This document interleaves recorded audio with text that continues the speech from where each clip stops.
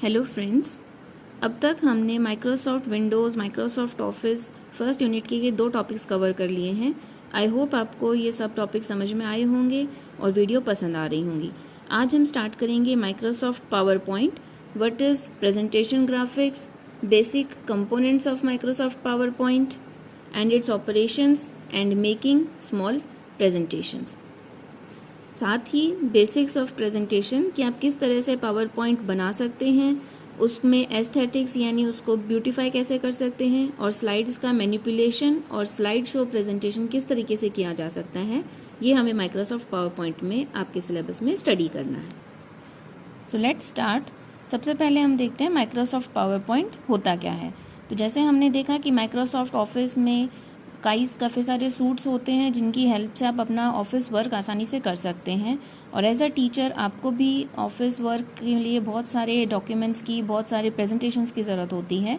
तो Microsoft word में आप अपने डॉक्यूमेंट्स तैयार कर सकते थे, माइक्रोसॉफ्ट पावर पॉइंट की हेल्प से आप स्लाइड्स तैयार कर सकते हैं। हमने कई मूवीज़ और सीरियल्स में देखा है कि जब भी उन्हें किसी नए प्रोजेक्ट के बारे में इन्फॉर्मेशन देनी होती है या फिर कोई मीटिंग्स लेनी होती हैं तो वो पावर पॉइंट प्रेजेंटेशन देते हैं, स्लाइड्स देते हैं। तो सेम तरीके से आप क्लास में भी पावर पॉइंट प्रेजेंटेशन दे सकते हैं अपनी टीचिंग को इफेक्टिव बनाने के लिए। माइक्रोसॉफ्ट पावर पॉइंट की अगर हम शुरुआत देखें तो ये माइक्रोसॉफ्ट कंपनी के द्वारा ही बनाया गया है और माइक्रोसॉफ्ट ऑफिस सूट का ही एक इम्पॉर्टेंट पार्ट है। Microsoft power point 2000 XP Microsoft company के द्वारा निर्मित प्रेजेंटेशन से संबंधित एक शक्तिशाली प्रोग्राम है। रिसर्च पेपर्स, शोध निबंध, कंपनियों के प्रोडक्ट प्रोफाइल्स, ये सारी चीज़ें हम माइक्रोसॉफ्ट पावर पॉइंट की हेल्प से यूज़ कर सकते हैं। इसका अगर हम ध्यान से देखें तो यहाँ पे हम शानदार प्रेजेंटेशंस बना सकते हैं, और माइक्रोसॉफ्ट पावर पॉइंट में आप अच्छी सी प्रेजेंटेशन बना सकते हैं। लेकिन इसके लिए आपके सिस्टम में क्या चीज़ें ज़रूरी हैं? इसके लिए ज़रूरी है कि आपके पास एक मल्टीमीडिया कंप्यूटर सिस्टम हो।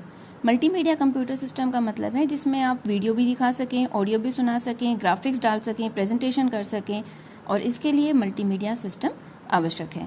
जैसे हम फ़ोन में वीडियो रिकॉर्ड करते हैं उसी तरीके से आप मल्टीमीडिया कंप्यूटर सिस्टम की हेल्प से माइक्रोसॉफ्ट पावर पॉइंट में वीडियो के साथ ऑडियो, ग्राफिक्स, ये सब चीज़ें ऐड कर सकते हैं। अगर आप सिंपल कंप्यूटर सिस्टम में प्रेजेंटेशन बना रहे हैं तो आपके लिए ज़रूरी है कि एक माइक्रोफोन हो जिससे आप अपनी आवाज़ रिकॉर्ड कर सकें और आवाज़ अच्छे से सबको सुनाई दे, इसके लिए स्पीकर्स हों, और ग्राफिक्स वगैरह को प्ले करने के लिए मल्टीमीडिया होनी चाहिए। पावर पॉइंट प्रेजेंटेशन में आपके पास बहुत सारी स्लाइड्स होती हैं, आप उसमें स्लाइड्स बनाते हैं और उन्हें एक क्रम के अनुसार रख सकते हैं। हर एक स्लाइड में आप पहली स्लाइड में जैसे इंट्रोडक्शन देते हैं, सेकंड स्लाइड में उसका एक्सप्लेनेशन होता है, थर्ड में क्वेश्चन आंसर्स डाल सकते हैं, तो उनका सीक्वेंसिंग आप अपने हिसाब से कर सकते हैं। और हर स्लाइड में आप अलग अलग तरीके की clip arts, graphics, photographs, text, ये सारी चीज़ें ऐड कर सकते हैं। इनमें आप चार्ट्स को भी यूज़ कर सकते हैं, और जो डिज़ाइनिंग है, रूपरेखा है, वो आप अपने हिसाब से तैयार कर सकते हैं। अगर हम प्रेजेंटेशन बनाना चाहते हैं तो उसे हम स्टार्ट कैसे करेंगे? तो जैसे हमने वर्ड डॉक्यूमेंट स्टार्ट किया था उसी तरीके से आप प्रेजेंटेशन प्रोग्राम भी स्टार्ट कर सकते हैं।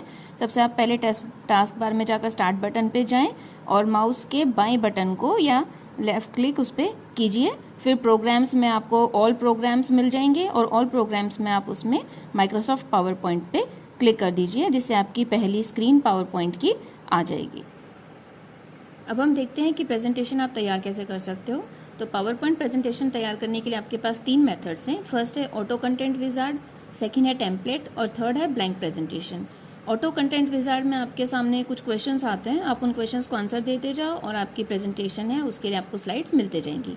सेकंड है टेम्पलेट, जिसमें आपके सामने एक रफ स्ट्रक्चर सा होता है, डिज़ाइन और उसका फॉन्ट, कलर, ये सब डिसाइडेड होता है। आप उसके अंदर सिर्फ अपना टेक्स्ट और ग्राफिक्स डालकर टेम्पलेट्स बना सकते हैं। और थर्ड है ब्लैंक प्रेजेंटेशन, जिसमें आपके सामने एक खाली स्लाइड्स आ जाएंगी, उनको आप अपने हिसाब से, अपने तरीके से बना सकते हैं। तो ऑटो कंटेंट विजार्ड में सिर्फ क्वेश्चन आंसर टाइप है, जिसमें कोई भी न्यू कमर आसानी से अपनी स्लाइड्स बना सकते हैं। टेम्पलेट में आपके सामने फॉर्मेट्स होते हैं, उन फॉर्मेट में आप कोई भी फॉर्मेट सेलेक्ट करके अपना प्रेजेंटेशन बना सकते हैं।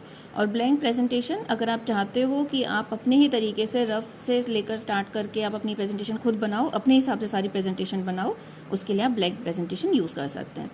ऑटो कंटेंट विजार्ड यूज़ करने के लिए आप क्या करेंगे? तो सबसे पहले आप माउस पॉइंटर को टास्क पैन में न्यू में from auto content wizard button पर क्लिक करेंगे। इसके सामने आते ही आपको नेक्स्ट बटन पर क्लिक करना है और नेक्स्ट बटन क्लिक करने पर दूसरी स्क्रीन आपके सामने आ जाएगी और इसके ऊपर आप प्रेजेंटेशन का टाइप चुन सकते हैं। किस टाइप की प्रेजेंटेशन आप बनाना चाहते हो उसके कमांड बटन को क्लिक कर दीजिए और आपके सामने उसकी जो डिटेल्स हैं, कौन कौन से ऑप्शंस आपके पास अवेलेबल हैं, वो आपको सामने दिखाई देंगे। उनमें से जो टाइप आप सिलेक्ट करना चाहते हैं वो टाइप आप सिलेक्ट कर सकते हैं।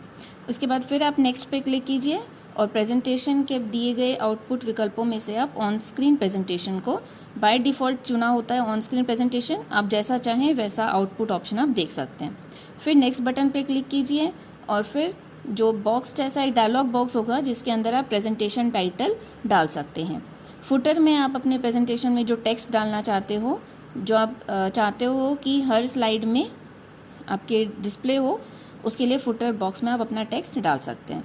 अगर आप देखना चाहते हो कि आपने अपनी स्लाइड कब अपडेट की थी तो उसके लिए डेट लास्ट अपडेटेड ऑप्शन होता है। स्लाइड नंबर आप डालना चाहते हो तो स्लाइड नंबर ऑप्शन बॉक्स होता है जिसके अंदर आप अपना डेटा डाल सकते हैं। और फिर नेक्स्ट बटन पर क्लिक करके आप फिनिश बटन को क्लिक कर दीजिए। इससे थोड़ी ही देर में आपके सामने आपकी प्रेजेंटेशन तैयार हो जाएगी। तो ये बहुत ही ईजी प्रोसेस है ऑटो कंटेंट विजार्ड, जिसमें आप प्रेजेंटेशन तैयार करने का दूसरा तरीका है टेम्पलेट का प्रयोग करके प्रेजेंटेशन बनाना। टेम्पलेट का मतलब होता है आपके सामने एक रफ स्ट्रक्चर सा बना हुआ है जिसके अंदर आपको सिर्फ अपना टेक्स्ट और ग्राफिक ही ऐड करना है। बेसिक स्ट्रक्चर आपके सामने तैयार है। जैसे आप छोटे बच्चों की नोटबुक्स देखते हैं, ABCD लिखवाने के लिए आप उनके अंदर एरियाज बने हुए होते हैं, डॉट्स लगी होती हैं, बच्चे को सिर्फ उसके ऊपर पेन फैलाकर या पेंसिल से टाइप करके पेंसिल से ट्रेस करना होता है। तो वैसे ही टेम्पलेट इसमें होती है PPT में, जिसमें कलर डिज़ाइन सब कुछ बना के रखा है, आपको सिर्फ उसके अंदर अपना कंटेंट ऐड करना हो। डिज़ाइन टेम्पलेट से अपनी प्रेजेंटेशन बनाने के लिए आप टास्क पैन में न्यू में फ्रॉम डिज़ाइन टेम्पलेट लिंक पर क्लिक करेंगे और जिस टाइप का कलर आपको चाहिए, जो पैटर्न आपको चाहिए, जो फॉर्मेट या टेम्पलेट आपको पसंद आता है आपके प्रेजेंटेशन के लिए, उसे आप सिलेक्ट करेंगे। उसके अंदर टाइटल सब टाइटल ऐड कर देंगे। जो फ्रेम्स आपको जिस तरीके से रखनी है वैसे रख देंगे और कंट्रोल M की हेल्प से आप उसमें नई स्लाइड ऐड कर सकते हैं या फिर इंसर्ट में जाकर न्यू स्लाइड सिलेक्ट कर सकते हैं। तो ये आपके तरीके हैं जिस तरीके से आप अपनी टेम्पलेट की हेल्प से फाइल्स को बना सकते हैं। इस तरह आप इसमें जितनी चाहिए उतनी स्लाइड्स ऐड करते जाइए, टेक्स्ट ऐड करते जाइए और आपकी प्रेजेंटेशन बनकर तैयार हो जाएगी। अगला मेथड है ब्लैंक प्रेजेंटेशन बनाना, जिसके अंदर आप न्यू में जाकर ब्लैंक प्रेजेंटेशन सिलेक्ट करते हैं।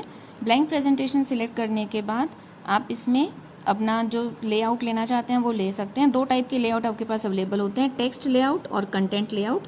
टेक्स्ट लेआउट में आप सिर्फ टेक्स्ट डेटा डाल सकते हैं, यानी कि सिर्फ अल्फ़ाबेट्स नंबर्स ये डाल सकते हैं। और कंटेंट लेआउट में आप टेक्स्ट के साथ साथ ग्राफिक्स, क्लिप आर्ट्स, इमेजेस ये सारी चीज़ें ऐड कर सकते हैं। तो अगर आपको सिर्फ टेक्सचुअल डेटा डालना है तो आप टेक्स्ट लेआउट लीजिए और आपको उसमें ग्राफिक्स, इमेजेस, फोटोज़, वीडियोस डालनी है तो आप कंटेंट लेआउट यूज़ कर सकते हैं।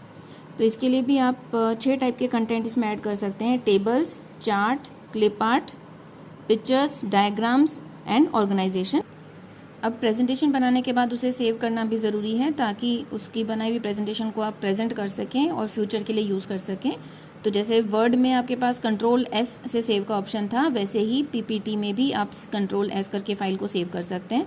सेव एज पे करने के बाद आप उसको अपनी मनचाही लोकेशन पे सेव कर सकते हैं और उसका नाम भी बदल सकते हैं। पुरानी प्रेजेंटेशन आपको ओपन करनी है तो उसके लिए आप स्टैंडर्ड टूल बार में फाइल में जाकर ओपन बटन की हेल्प से अपनी फाइल को ओपन कर सकते हैं। जैसे आप वर्ड फाइल डॉक्यूमेंट ओपन करते थे वैसे ही PPT भी ओपन कर सकते हैं।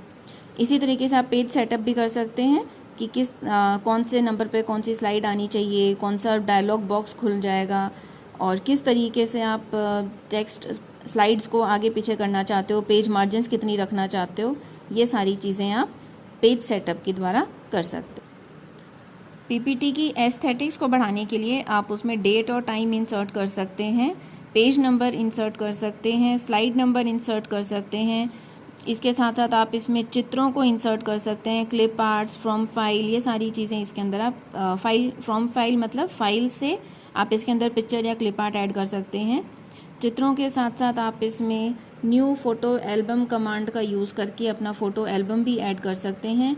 वर्ड आर्ट से आप अपने वर्ड्स को अच्छे तरीके से प्रेजेंट कर सकते हैं। ये सारे तरीके हैं जिनकी हेल्प से आप अपनी फ़ाइल को, अपनी PPT की एस्थेटिक्स को बढ़ा सकते हैं।